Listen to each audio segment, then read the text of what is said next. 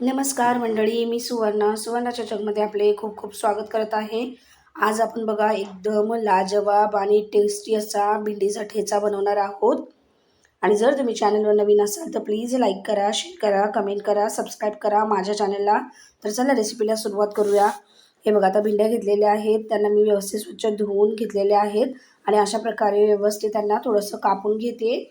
आणि आपण ना यांना पाट्यावरतीच ठेचून घ्यायचं आहे। फक्त चेक करायचं आहे यामध्ये की किडे वगैरे नाही आहेत आणि अशा प्रकारे यांना थोडंसं कट करून घ्यायचं आहे।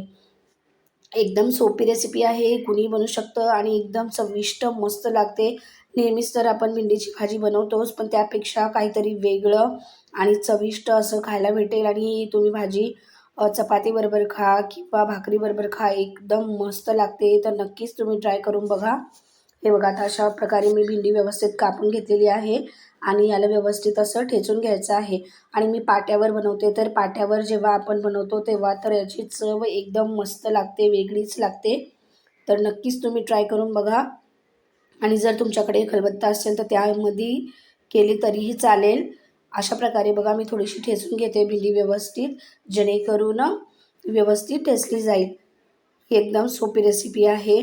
आपण नेहमी भेंडीची भाजी बनवतो किंवा भेंडीची ग्रेव्ही बनवतो, पण कधीतरी अशा प्रकारे तुम्ही ठेचा बनवून बघा, एकदमच फर्स्ट क्लास एक नंबर लागतो आणि तुम्हाला काय घरातील सर्वांना आवडेल अशा प्रकारची ही भाजी लागते। आता बघा भेंडी ठेचून घेतलेली आहे, तर मी याला काढून घेते। त्यानंतर याच पाट्यावरती मी आता लसूणसुद्धा असंच ठेचून घेते आणि हिरवी मिरचीसुद्धा ठेचून घेते, कारण आपण यामध्ये लाल मसाला वगैरे वापरणार नाही आहोत।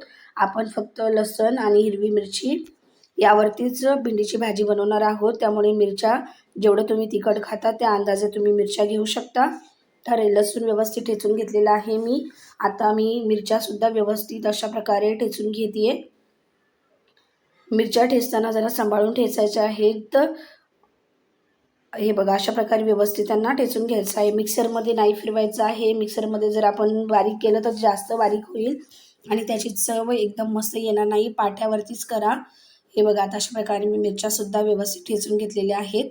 आता यांना मी काढून घेते। आता फोडणीची तयारी करूया। त्यासाठी मी कढईमध्ये 2 ते 3 चमचे तेल घातलेलं आहे आणि भेंडी मी अर्धा किलो घेतलेली आहे। तेल गरम झालं आहे, आता यामध्ये मी घातले जिरा। जिरा व्यवस्थित फुलला गेलेला पाहिजे। हे बघा जिरा व्यवस्थित फुलला आहे। आता यामध्ये आपण घालणार आहोत कढीपत्ता आणि कांदा। तर तुम्ही कशा प्रकारे भेंडी बनवता नक्कीच मला कमेंट करून कळवा आणि तुम्हाला भेंडीची भाजी आवडते की नाही ते नक्कीच कमेंट करून सांगा। हे बघा आता जिरा व्यवस्थित फुलला आहे, यामध्ये मी घालते आहे कढीपत्ता। कढीपत्त्याचे 2-3 पाने यामध्ये घालायचे आहेत। कढीपत्ता घातल्यानंतर थोडंसं लांब उभं राहायचं आहे, जेणेकरून कढीपत्ता तेलात टाकला की अंगावर तेल उडतं, त्यामुळे थोडंसं लांब उभं राहायचं आहे। हे बघा आता कढीपत्ता व्यवस्थित यामध्ये फ्राय झालेला आहे, कडक झालेला आहे।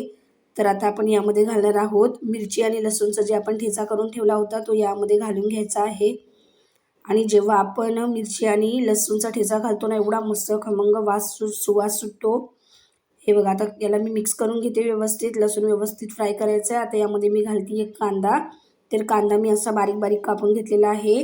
2 कांदे मी बारीक बारीक कापून घेतलेले आहेत। मोठा कांदा कापायचा नाही आहे, अशा प्रकारे बारीक कांदा कापायचा आहे आणि याला व्यवस्थित परतून घ्यायचं आहे, जेणेकरून यामधलं कच्चं पण जाईल आणि कांदा व्यवस्थित लाल होईल। कांदा आपल्याला एकदम मस्त लाल करायचा आहे, चांगल्या प्रकारे भाजून घ्यायचा आहे, जेणेकरून याची चव मस्त येईल।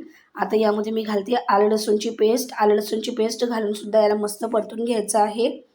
आपण यामध्ये लसूण घातलेलाच आहे आणि यामध्ये आलं लसूणची पेस्ट घातली ना तर अजून याची चव मस्त इन्हॅन्स होते आणि मस्त येते। आता बघा आलं लसूणसुद्धा यामध्ये परतून झालेलं आहे आणि कांदा पण व्यवस्थित परतला गेलेला आहे। तर यामध्ये मी घालते 1 ते 1.5 चमचा किचन किंग मसाला। किचन किंग मसाल्याने भेंडीची चव खूप मस्त येते। तुम्हाला हवं असेल तर तुम्ही मॅगी मसालासुद्धा घालू शकता आणि अर्धा चमचा मी गरम मसाला घालते आणि त्यानंतर आपल्याला याला मिक्स करून घ्यायचं आहे आणि थोडीशी यामध्ये वाटलंच तर हळदसुद्धा तुम्ही घालू शकता। आता या सर्वाला मिक्स करून झालेलं आहे। आता यामध्ये मी जी आपण ठेचून भेंडी ठेवलेली ती भेंडी यामध्ये घालून घेते आणि अशा प्रकारे या सर्वाला मिक्स करून घ्यायचं आहे। हे बघा एकदम सोपी रेसिपी आहे, याला वेळसुद्धा लागत नाही, लवकर बनते, झटपट बनते आणि चवीला मात्र अप्रतिम लागते. भाकरीबरोबर जर तुम्ही खाल तर तर याची चव एकदम मस्त राहते. नक्कीच तुम्ही ट्राय करून बघा. आणि भाकरीबरोबर हा ठेचा एकदम मस्त लागतो. हे बघा आता व्यवस्थित मिक्स करून झालेलं आहे. आपल्याला फक्त यामध्ये टोमॅटो घालायचे आहेत, जेणेकरून भेंडी व्यवस्थित शिजली जाईल आणि टोमॅटोने याला अजून मस्त चव येईल. टोमॅटो घालून याला मिक्स करून घ्यायचं आहे. आपण कोणत्याही प्रकारचे जास्ती मसाले वगैरे काही वापरलेलं नाही आहे. एकदम सिंपल सोपी रेसिपी आहे, पण चवीला मात्र भन्नाट आहे. हे बघा आता व्यवस्थित सर्व मिक्स करून झालेलं आहे. आता यामध्ये फक्त आपल्याला चवीपुरतं मीठ घालायचं आहे. अशी रेसिपी एकदम मस्त लागते. हे बघा आता मिक्स करून व्यवस्थित झालेलं आहे. आता यामध्ये मी चवीनुसार मीठ घालते आणि याला सर्वाला पुन्हा एकदा मिक्स करून घेते. याला शिजायला सुद्धा वेळ लागत नाही, कारण भेंडी आपण अशी व्यवस्थित ठेचून घेतलेली आहे, त्यामुळे याला शिजायला सुद्धा वेळ लागत नाही, लवकर शिजते आणि 5 मिनिटामध्ये शिजून होते आणि खायला पण मस्त लागते. डाळ भाताबरोबर सुद्धा आपण तोंडी लावण्यासाठी बनवली ठेचा तरी मस्त लागेल. हे बघा त्याला सर्वाला व्यवस्थित मी मिक्स करून घेते, जेणेकरून हे व्यवस्थित मिक्स होईल आणि झाकण ठेवून एक 5 मिनिटं याला शिजून देते. 5 मिनिटाच्या वरती जास्ती गरज नाही आहे, स्लो फ्लेमवरती शिजवायची आहे. 5 मिनिटाच्या नंतर बघा भेंडी एकदम मस्त शिजलेली आहे. तर आता आपण याला प्लेटिंग करून घेऊयात. बघा किती मस्त दिसते, एकदम यम्मीशी. जर तुम्हाला माझी रेसिपी आवडत असेल तर प्लीज लाईक करत जा, शेअर करत जा, कमेंट करत जा, सबस्क्राईब करत जा माझ्या चॅनलला अशाच सोप्या रेसिपी बघण्यासाठी. आणि वेळात वेळ काढून व्हिडिओ बघितल्याबद्दल तुमचे खूप खूप धन्यवाद.